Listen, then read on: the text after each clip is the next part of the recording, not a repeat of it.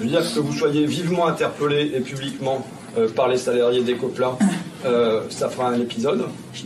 Et ensuite que vous y répondiez en disant moi je suis prêt à aller me déplacer sur place, ça fait un deuxième épisode. Okay.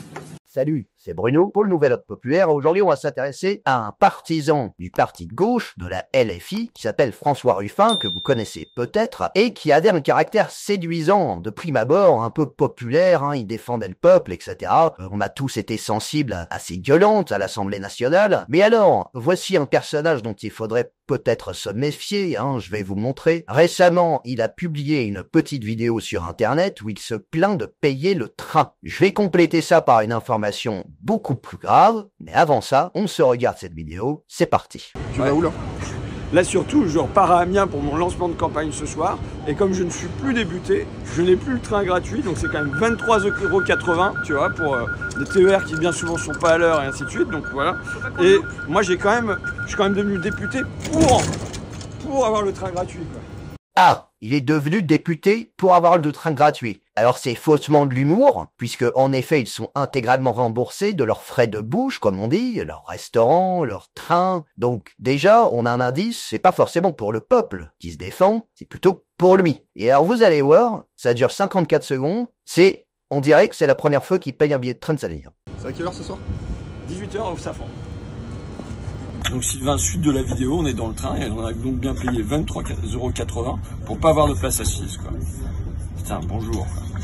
Oui, c'est le principe du TER, c'est pas de la réservation de sièges. Alors il s'en rend compte, il vient de découvrir que les TER, les trains intercités, il n'y a pas de place assise, pas forcément. Bon, d'habitude c'est pas autant bondé, Même le train il déraille, il dit. Non mais vous vous rendez compte des connards qu'on élit, sérieusement ? Même le train il déraille.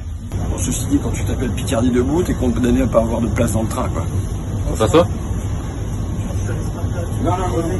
Là, c'est formidable. Donc, je vais vous expliquer. En fait, il commence l'enregistrement de sa vidéo en disant « Quand je suis... » Bon, c'est son parti ou je sais pas quoi, sa liste. « Quand tu t'appelles Picardie debout, t'es condamné à pas avoir de place assise. » Il dit ça alors qu'il y a un vieil homme qui lui propose sa place parce que ça doit être un fan. Un gars tout à fait sympathique qui se dit « Ah, lui, il bosse pour le peuple, je l'aime bien, je vais lui donner ma place. » Et regardez comment il va réagir, c'est invraisemblable. Ça toi ? Non, il n'y a aucune réponse.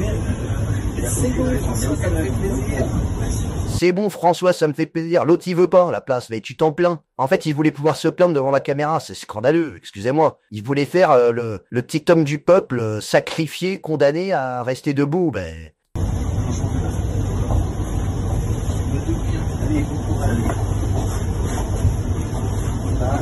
Ah, il est saoulé là. Ah merde, on m'a proposé une place.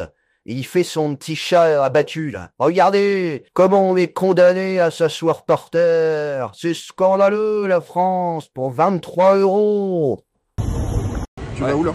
C'est déjà rien que ça, c'est inadmissible, excusez-moi. Mais bon, on va passer à pire, puisque Twitter est tellement bien fait que les gens remettent des informations. Et alors, le petit Juan Branco nous avait fait une vidéo où il atteste que François Ruffin, non seulement ce n'est pas un homme proche du peuple, mais en plus c'est un traître. Et alors quand je vous parle de traîtrise, accrochez-vous bien, c'est carrément de la théâtralisation de la lutte sociale, de la magouille avec Macron. Alors accrochez-vous à vos sièges, c'est parti. Il a fait une chose très simple, il a amené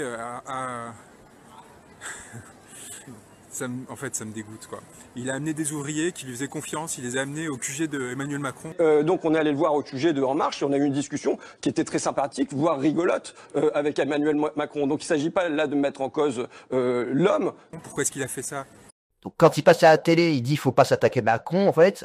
Donc il amène des syndicalistes, son groupe syndical qu'il est censé défendre, mais il les amène à Macron pour négocier. Et alors écoutez bien la teneur de la négociation parce qu'il y a les audios. Emmanuel Macron n'avait aucun pouvoir pour eux, ne pouvait rien faire pour eux.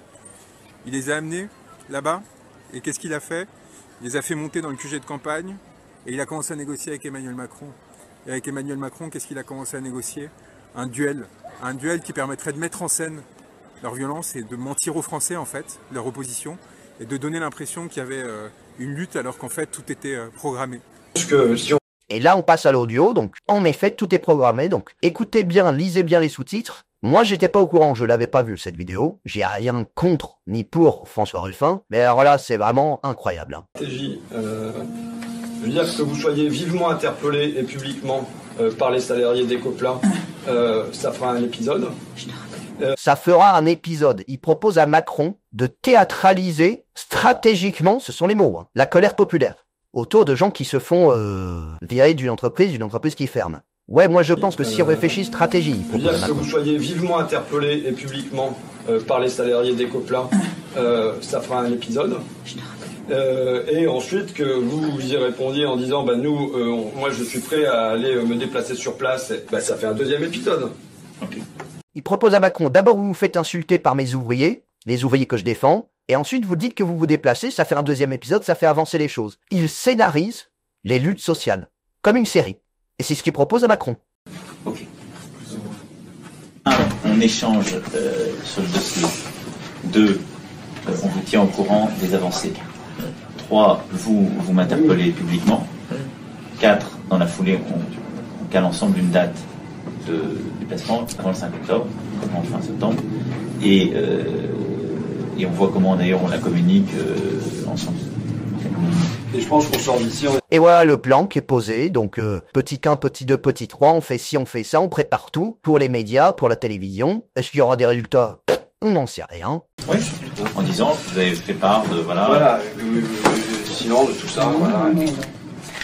Instrumentalisé. Vous vous souvenez des images d'Amiens la semaine dernière? Ce moment où François Ruffin demande qu'on croie à sa sincérité. Qu'on mette pas en cause ma sincérité. Qu'on mette pas en cause ma sincérité. À deux reprises, et je vois que Madame la préfète opine, à 2 reprises, si, Madame Pompili.